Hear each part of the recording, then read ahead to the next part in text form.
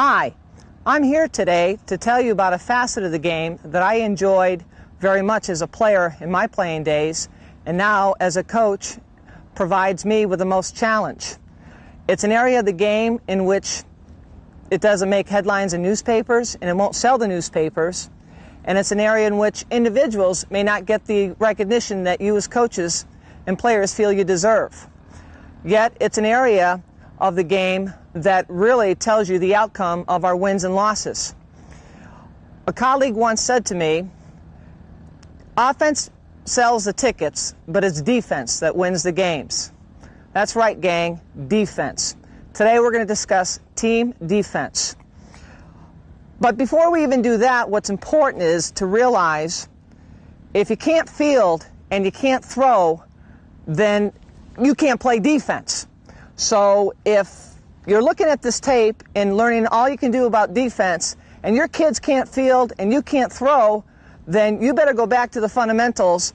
And then once you've accomplished that, then you need to come back to this tape. The other thing that's important in terms of defense in general in this game of fast pitch softball is people are worried a lot of times with people on base. See, I never worry with runners on first. I never worry with runners on second or third so much. It's that last 60 feet that makes the difference in the world. And as coaches, our decisions in the whole realm of team defense is based on that last 60 feet, which is home plate. That's the most important part of the game. If you don't score, hey, and you score, you have a chance to win. Let's talk about some of the principles of defense that I think are really, really important. And probably we talk about all over in this game about strength, speed, quickness, velocity, size of your players. I mean, that's all well and good, but those qualities mean nothing if you don't have balance. I think the number one important reason that we are successful as players and as coaches is our ability to be balanced, both on an individual basis and also in team defense. Balance as an individual when you field the ball, when you throw the ball, and certainly team balance in relation to the infield play and the outfield play. But for the purposes of this tape, we're going to primarily talk about the infield, okay, otherwise known as the short game. Now, balance. What's important with your balance in every facet of situations is that you have to be able, everybody moves. Everybody has a responsibility of base coverage. Everybody has a responsibility of what to do with the ball once the ball is being fielded and being thrown, and the ability to move in a sequence. A lot of times in this game of fast pitch, we hear the term from our pitchers say, well, you know, I pitched a great game. It's my defense that gave up the hits. That to me is you're out of sync. Or you hear situations where we played great defense, but our pitcher had too many walks today and they walked too many lead runners, okay, with runners on base. That's out of sync. Everybody's got to be in sync. Your first basemen have to be in sync with your second, your short, your third. Your pitchers have to be in sync with the defense behind them, your catchers, and quite frankly, your outfield also. So to me, what's important is balance. And as coaches and as teachers and as players, we have to learn balance. We have to teach balance. Second most important thing, I think, in developing good team defense is timing. They say life is timing, and it's true. Timing in how you are able to do the plays and execute the plays. You have to practice that. When you look at a stopwatch, how fast does it take a runner to go from home plate to first? Maybe the average is about 3.3, 3.4, depending on how you time your runners as coaches. Well, if you time how fast it takes for you to field the ball and to make the throw, you'll find on the average, depending on your quickness, your speed, and your balance, and your accuracy, it's about 1.5 seconds. So theoretically, you can get the runner out every single time. Which brings me up to another point in terms of timing. When you talk about timing, you've got to talk about the time it takes you to get from point A to point B. Also defensively, the time it takes you from being in regular depth to being in bunt depth to going back to the base to actually execute the play. You have to practice it. It's something that's not natural. So timing is real important when you're trying to teach and coach team defense. third most important part, I feel, in the game of defense is communication. You have to communicate. You've got to communicate prior to the pitch.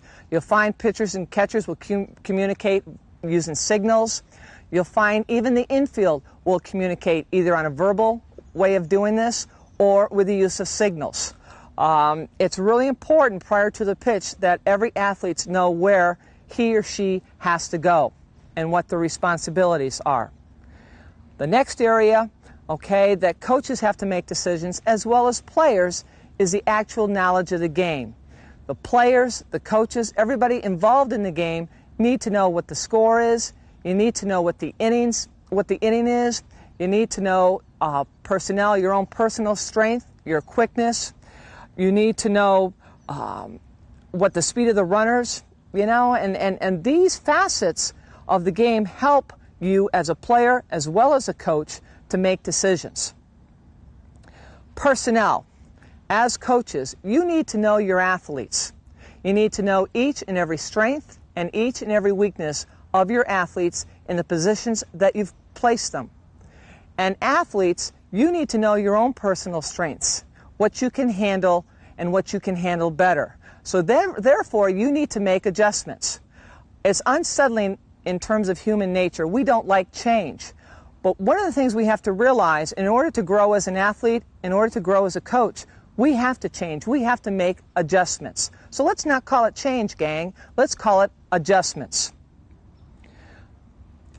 The last thing that coaches have to realize, and I'm talking to the coaches now, is you need to realize a little bit about yourself as a coach and how you're going to execute team defense and what your philosophies are.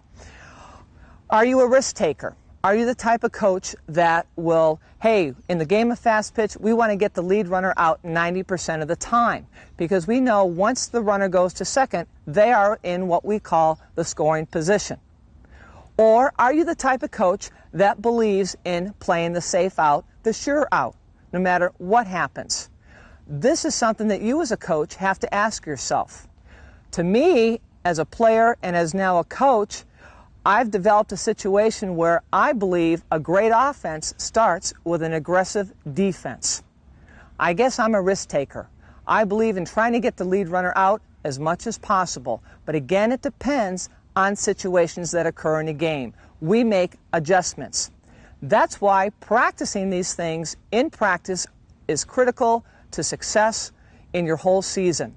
You've got to practice situations in which players have to be able to perform under so-called pressure. Pressure, what is pressure? There is no pressure, but the pressure we place on ourselves to execute. Which leads me to the next sequence. Recognition, reaction, judgment, execution, anticipation. That's how I coach, and that's how I played as a player. You need to recognize what situation you're in. You need to react to it or learn to react to it. You need to make good decisions. And you need to be able to anticipate what might happen. You stay in the game for how long it takes, whether it's 7 innings, 10 innings, and I've been in a part of games in which we play 21 to 22 innings. It's important you stay in the game. Let's talk a little bit about some other philosophies that may occur when we talk about team defense. And there are some philosophies that say, hey, one of our philosophies is to hold runners. Maybe we need to hold runners whenever they're on base, whatever we have to do, we want to be able to keep the runners there. That's fine. Another philosophy can be, hey, whatever happens after you hold the runners on a base hit, we want to be able to throw to the advanced base. If anything, we keep the runners back to the previous base, keeping them away from that final 60 feet. Hey, if you have athletes that don't throw real well, then instead of throwing to an advanced base, maybe you look for a centralized person. For example, instead with a runner, let's say on first, going to second, ball hit to the left side of the field, maybe what you do when it goes out to the outfield there, maybe that outfield throws to the shortstop as opposed to the second base person because of a strength of arm problem. Hey, maybe you as a coach, and I said this earlier, you want to get the lead runner. In every situation, our job is to try to get the lead runner because we know we'll always have one. We know we'll always have one. Now, here's a way that you can teach your kids the what I call the balance of the mental aspect of the game. A good throw beats a runner every time. Think about that for a second. When you're running on the ground versus a ball traveling in the air, which is quicker? God, that's common sense. The ball is going to go quicker through the air than your feet. God, that is genius. That's smart. Sure, a good throw beats a runner anytime. So that little voice in you as a coach and that little voice in you as an athlete, that's all you have to do. Hey, I can beat a runner anytime. And to me, runners are nothing but objects. I always, in practice, use the clock. The clock, I have a little clock and we usually compete against the clock. How quickly it takes us to get a runner out, how quickly it takes us to execute a double play, how quickly it takes us on a jump on the ball. I mean, it's amazing what you as coaches can do with the use of a watch. Next area is trying to get more than one out, and I call it a sequence of play. The play continues until that ball goes back into the circle, in which then the play will be dead. Until such time, basically play on. So there are a lot of times in this game of fast pitch that you have the opportunity to get more than one out. And if you can do that, that's what you try to practice. And again, that's all timing. It's an all sequence of events, and it's a situation where, again, that general overall balance of proper team defense. Okay, let's talk about basic infield position. And it's real simple in the areas in which each athlete has a certain responsibility. When we talk about the corners, and I refer to the corners as first and third, they have an area of responsibility. They have the area of covering their own respective bases. They have a responsibility of catching all foul balls that go to the fence. They have an area of responsibility of coming in toward the plate, especially on bunt defenses. In general, they have an area in which they can try to cover where the pitching area is. They're very, very active. The type of kids you might want to place in those positions are the ones that have great quickness, great reaction time. They may not have the greatest lateral movement, but boy, they're really quick going to the ball, quick in the release of their arms. And as a first base person, you want to have the best catcher you can have. And yes, if you do have size in that position, that helps. And also, if they're a lefty, boy, that really helps also. Which leads me to another point when you think about it in terms of team defense. Most games, when you think about wins and losses, they think, well, it's the game-winning hit or it's an RBI. But you know what? When you think about it, most games are won or lost on defensive miscues, mistakes. And I probably venture to say that most of it, if I were to split it up some more, are probably throwing mistakes. And I would say the second thing would probably be fielding mistakes, maybe because you're out of position. So that's why defense is so important to teach as an element of this game. Another part of this is in terms of the corners. We call them now midfielders, and those are your second base people and your shortstop. You can interchange them.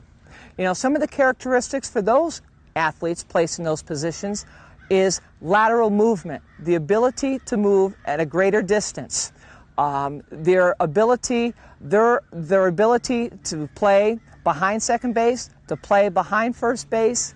They have to have better range than what your corners have to have. And yes, as a shortstop, they probably have to have one of your strongest arms in the game because they probably have to make one of the longest throws that you can make in this game.